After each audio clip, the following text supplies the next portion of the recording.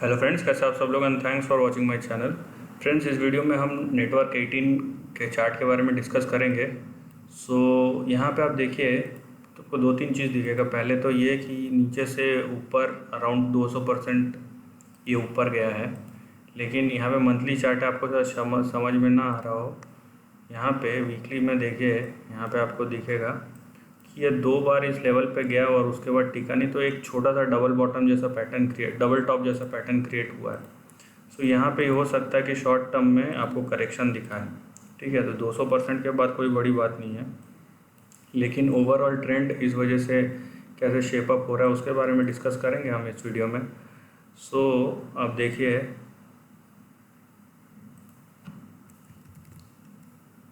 Video है यहाँ पे जो आपका ट्रेंड जो बन रहा है वो किस तरीके से बन रहा है।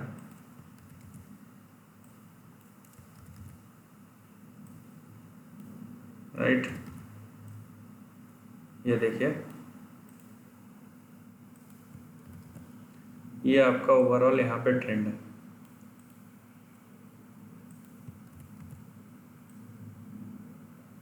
यहाँ पे आप एक चीज़ समझिए कि जब तक प्राइस जो है इस लेवल के ऊपर, इस लेवल से मेरा मतलब है यहाँ 72 के ऊपर नहीं निकलता है, तो ये कंसोलिडेशन जोन है।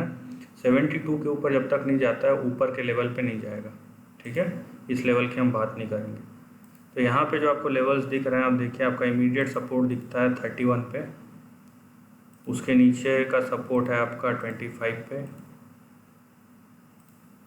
उसके बाद का सपोर्ट है 17 पे, और उसके बाद का सपोर्ट है 14 पे।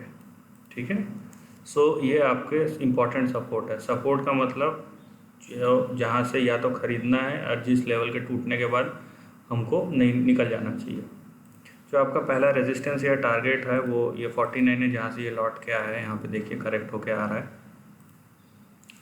और उसके बाद है 65 और फिर 72। ये जो रेंज है अभी ये इस रेंज के अंदर ही है, और जिस तरीके का पैटर्न यहाँ पे बन रहा है, यहाँ पे समय लगेगा उस रेंज को टूटने में, ख़त्म होने में। तो ये इतनी आसानी से भरने वाला नहीं है, क्योंकि अभी जिस तरह का ट्रेंड है, हो सकता है फिर से रीटेस्ट करे अपने सपोर्ट को, फिर ऊपर जाए, फिर रीटेस्ट करे, फिर ऊपर जाए, इस तरीके से। तो एनी हाउ, जब तक ये 72 73 के ऊपर सस्टेन नहीं करता, तब तक कोई नया चीज़ नहीं बनेगा।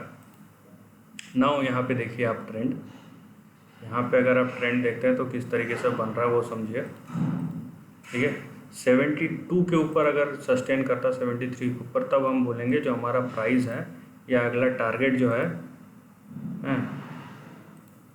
अगला टारगेट जो है वो यहाँ तक जा सकता है, 169 से 192 तक। ठीक है, फिलहाल हम इसके ऊपर की बात नहीं करेंगे, क्योंकि ये ऑन एन एवरेज अगर आप यहाँ पे देखेंगे, ये जो चार्ट आपका अवेलेबल है ये 2007 से अवेलेबल है। यहाँ से अगर आप इस तरीके से लेते हैं तो ये बेयर मार्केट चार्ट है। ठीक है, ये long term bear market chart है। तो यहाँ पे जो भी हो रहा है वो प्राइस रिकवरी हो रहा है। प्राइस रिकवरी की जब हम बात करते हैं तो वहाँ पे हमको हर एक सपोर्ट और हर एक इम्पोर्टेंस लेवल का अपना अहमियत होता है। तो अगर आप उस चीज़ को समझते नहीं हैं तो आप अपने आप को, जो आपका पोजीशन है, उसको रिस्क में डाल रहे हैं। तो ये चीज़ आपको समझना बहुत ज़रूरी है कि मेरा क्या प्रॉफिट है, क्या रिस्क है, कितना मेरे को लेके चलना है, कितना नहीं लेके चलना है। तो ये चीज़ आपको पता रहना चाहिए, और अगर ऐसा पता नहीं है आपको फिर बाद में प्रॉब्लम हो सकता है। इसीलिए पहले तो आप इस रेंज को देखिए। ठीक है, पहला आपका है कि ये रेंज के अंदर जितने भी सपोर्ट एंड रेजिस्टेंस है उसको देखना है, और जब तक ये 72 का रेंज टूटता नहीं ऊपर की तरफ, तब तक कोई नया चीज़ शुरू नहीं होगा।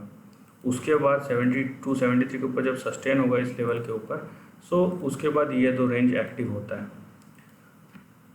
169 से लेके 192 तक। अब जब तक ये 192 193 के ऊपर सस्टेन नहीं करता है, तब तक हम उसके ऊपर के बारे में बात नहीं करेंगे। तो ये डिपेंड करता है कि जो ट्रेंड है वो किस तरीके से बन रहा है आने वाले टाइम में।